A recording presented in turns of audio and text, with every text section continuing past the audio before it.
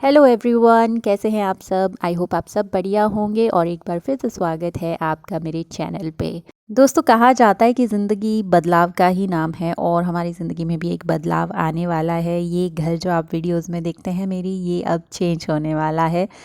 तो अब हम यहाँ से शिफ्ट होने वाले हैं। क्या होता है, कैसे होता है, वो आप मेरी वीडियोज़ में देखते रहेंगे। तो दोस्तों, जैसे ही हम किसी घर में आते हैं बहुत सारी मेमोरीज़ बन जाती हैं उस घर से, और उससे ज़्यादा तो हम सामान इकट्ठा कर लेते हैं अपने घर में। और कई चीज़ें ऐसी होती हैं दोस्तों जो ख़राब हो जाती हैं, पर हम सोचते हैं कि ये काम आ जाएगी, इसको ठीक करा लेंगे, तो वो ऐसे ही घर के किसी कोने में पड़ी रहती हैं। तो आजकल बस यही काम चल रहा है मेरा कि कोई भी ऐसी चीज़ है जो यूज़ नहीं होती है, बस उसको निकाल देना है, दे देना है स्क्रैप में या डोनेट कर देना है। ज़्यादातर ऐसी चीज़ें मैंने इस बेड बॉक्स में ही रखी होती हैं, क्योंकि इसका जो मैट्रेस है उसको उठाने में बहुत ज़ोर लगता है।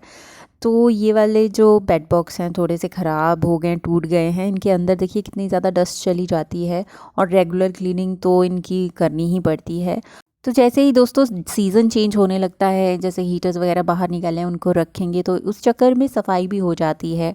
और आज तो मैं ऐसे ही सुपर एक्साइटेड थी सफाई करने में, क्योंकि यहाँ से कुछ चीज़ें हैं वो बाहर निकलनी हैं। और बैग्स हमारे पास बहुत ज़्यादा रखे होते हैं। ये बैग्स काम आते हैं जब आप इधर से उधर शिफ्ट होते हैं, बहुत सारा सामान आ जाता है। तो दोस्तों, जब मैंने ये सफाई का कार्यक्रम शुरू किया ना, तब बहुत एनर्जी थी मुझ में। मुझे लगा कि मैं इसे बस आधे घंटे में कंप्लीट कर दूंगी साफ़ करके। पर जैसे मैं करने लगी मुझे लगा कि इसको थोड़ा सा यहाँ से खोल दूंगी और अच्छे से साफ़ हो जाएगा, और उस चक्कर में मैंने पूरा ही बेड डिसमेंटल कर दिया। सारा एक एक पार्ट अलग हो गया इसका।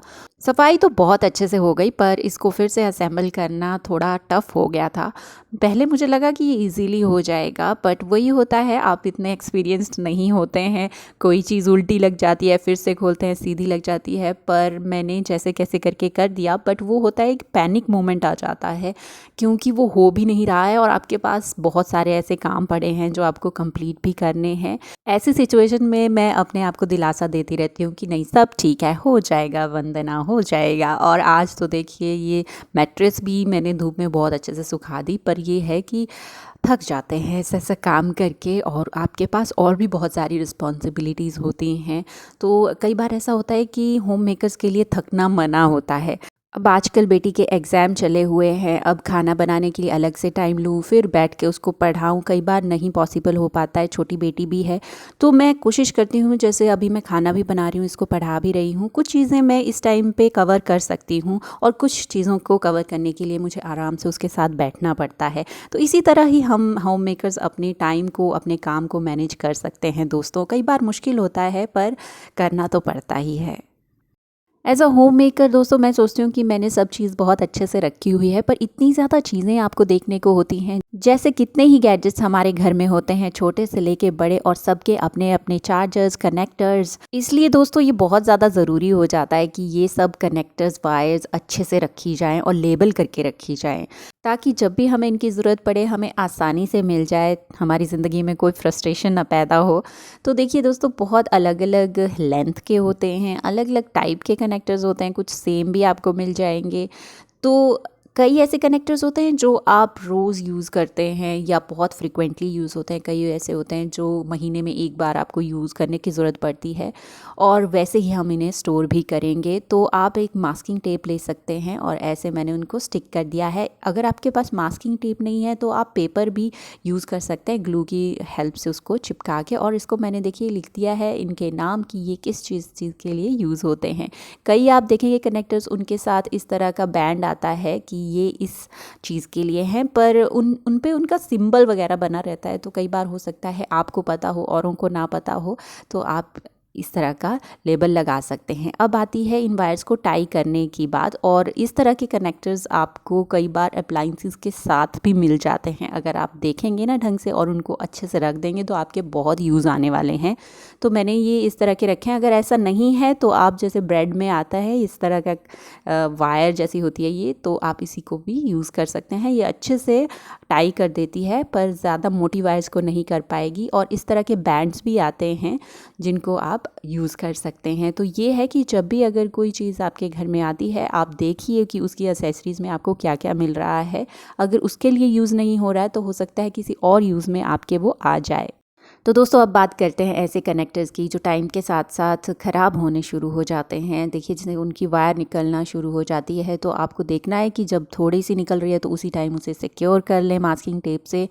और ऐसा होता है चाहे कोई भी चीज़ है, चाहे रिलेशन हो, चाहे चीज़ें हैं, अगर आप उनको बड़े लंबे टाइम तक यूज़ करना चाहते हैं तो उनकी केयर तो ऑब्वियसली आपको करनी ही पड़ती है और इसके लिए हमें थोड़ा सा टाइम निकालना ही पड़ता है। और देखिए ये वाला जो टाई बैंड था ये बड़ी बड़ी वायर्स को होल्ड कर ले रहा था, तो मैं उसको केबल की वायर को होल्ड करने के लिए यूज़ करती हूँ। और इस तरह देखिए चार्जर्स होते हैं, हम पता नहीं कभी किचन में यूज़ कर रहे होते हैं, कभी इधर कभी उधर, तो ये टाइम के साथ ऐसे हो जाते हैं, इनमें लेयर जम जाती है डर्ट की, ऑयल की। तो मैंने इसको विनेगर से साफ़ किया है। ये आप अगर आप गर्म पानी और साबुन से भी करेंगे तो ये अच्छे से साफ़ हो जाती है। और इसकी थोड़ी सी रिपेयरिंग भी हो गई है, मास्किंग टेप से मैंने इसके एजेस सिक्योर कर लिए हैं। अब चलिए बात करते हैं कैसे हम इन केबल्स को, कनेक्टर्स को स्टोर करें। अगर आपके पास एक ड्रॉर है जिसमें आप रखते हैं ये सब चीज़ें तो इस तरह की बास्केट आप यूज़ कर सकते हैं। अगर ड्रॉर्स नहीं है तो इस तरह के पाउच यूज़ कर सकते हैं। इसमें आप चेन अगर बंद कर देंगे तो आप इस पाउच को कहीं भी कैसे भी रख लीजिए, बाहर नहीं निकलेंगे और टाई करे हुए हैं तो ये उलझेंगे भी नहीं। अब बात करते हैं दोस्तों, अगर पाउच भी नहीं है तो इस तरह के डिलीवरी आती है फूड की, तो ये वाले बॉक्स जो आते हैं आप इनको यूज़ कर सकते हैं। इन बॉक्सेस की कैपेसिटी इतनी ज़्यादा नहीं होती हैं फ्रेंड्स, तो आप 2-3 बॉक्सेस इस तरह के यूज़ कर सकते हैं अगर आपके पास स्पेस है। और अगर आप बच्चों से प्रोटेक्ट करना चाहते हैं वायर्स वगैरह को, तो आप इस तरह के बॉक्सेस को आराम से क्लोज़ करके रख सकते हैं। तो मैं एक बॉक्स यूज़ कर रही हूँ ऐसे कनेक्टर्स डालने के लिए, जो कि मैं बहुत कम यूज़ करती हूँ, मतलब कभी कभी यूज़ होते हैं। और दूसरा एक और बॉक्स मैं यूज़ करने वाली हूँ जिसमें मैं डालूँगी अपने फ़ोन के ईयरपॉड्स के कनेक्टर्स या चार्जर्स। तो इन बॉक्सेस को आप लेबल भी कर सकते हैं, अदरवाइज़ ट्रांसपेरेंट है इनकी लिड, आप आराम से देख सकते हैं कि इसके अंदर क्या क्या रखा हुआ है। इस तरह के बॉक्सेस को स्टोर करना भी बहुत ईजी है, आप कहीं भी रख लीजिए, ये कनेक्टर, ये वायर्स नहीं निकलेंगी बाहर क्योंकि लिड लगी हुई है और बच्चों से भी सेफ़ रहता है।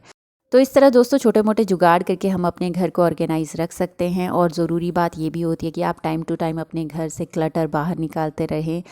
अब आती है अगले जुगाड़ की बात, और मेरे किचन में ना इस तरह की शेल्फ़ है, तो इस तरह जो हम रखते हैं चीज़ें जिनमें थोड़ा सा स्पेस होता है, नीचे नहीं चिपकते हैं, वो अच्छे रहते हैं, तो पानी वगैरह के दाग भी नहीं लगते हैं। पर ये जो ट्रे है ये बिल्कुल चिपक जाती है नीचे, तो इसके नीचे काफ़ी बार दाग वगैरह भी लग जाते हैं।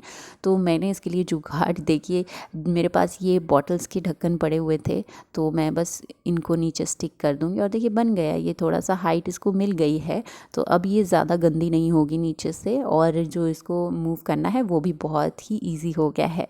तो इस तरह दोस्तों छोटी मोटी जो प्रॉब्लम्स होती हैं उनका सॉल्यूशन तो हम घर पे ही बना लेते हैं। और कई बार हमें थोड़ा सा एक्सपेरिमेंट भी करना पड़ता है अपनी होम मेकिंग को लेके, नए नए ट्रिक्स, या हो सकता है नई नई चीज़ें जो हमारे लिए काम कर जाएं। अब की बार मैं देखिए साबुत वाला गरम मसाला लेके आई हूँ। मैं एक्चुअली चेक करना चाह रही थी कि जो गरम मसाला आता है वो एक्चुअल में ही ऐसे ऐसे मसालों से बनता है कि नहीं, तो मेरा ऑलमोस्ट आंसर मुझे मिल गया है। टेस्ट ऑलमोस्ट सेम ही है, तो प्राइस भी सेम ही हो रहा है, क्वांटिटी भी सेम ही आ रही है। तो ये है कि कुछ चीज़ों को हमें जानना पड़ता है, एक्सपेरिमेंट करना ही पड़ता है अपने आप। और दोस्तों मेरे ख्याल से इस तरह के एक्सपेरिमेंट करते रहने से हमारी ही जानकारी बढ़ती है और हम यह जानकारी दूसरों के साथ भी शेयर कर सकते हैं, जैसे मैंने किया है। तो आई होप आपको आज की जानकारी वाला व्लॉग अच्छा लगा होगा। तो मिलूँगी अब अगले वीडियो में, तब तक के लिए take care and bye bye.